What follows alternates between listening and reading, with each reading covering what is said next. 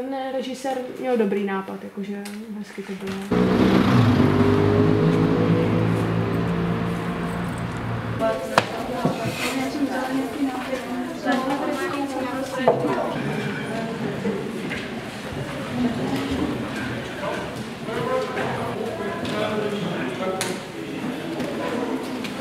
Zatleskáme všem těm tvůrcům, kteří se snažili vytvořit tyto filmy, všem hercům.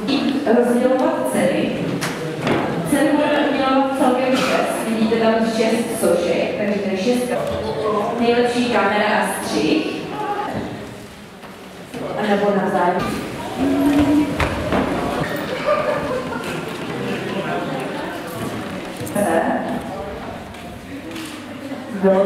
Bylo to dost práce, spoustu času, že uvidíte, kdo vyhrá. Teďka vyhlásíme nejlepší herečku, nejlepší. Je to herečka Sandra Božková kategorii, vyhlásíme nejlepšího herce.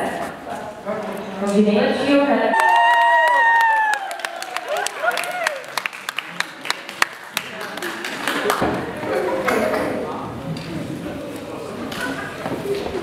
Hlašování v kategorii nejlepší režie a scénář.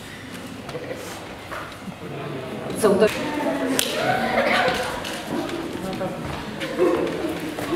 proto jsme na tom se podíleli 2, proto já děkuji za spolupráci a v tom filmu byly jenom imaginární a potom až na konci se ty rekvizity objevily.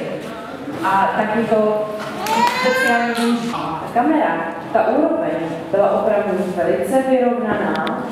My jsme hodně přemýšleli, bylo to velice těžké rozhodnout. Takže nejlepší kamera a střih v roce 2017 vyhrává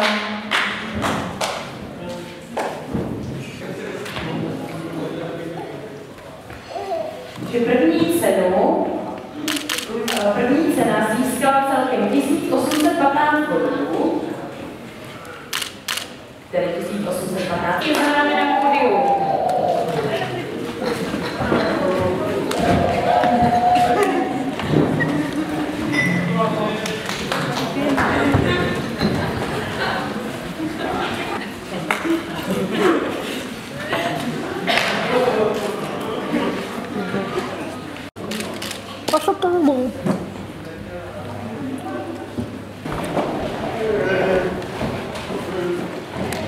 Tak měli jsme tu i dětské herce a chtěli bychom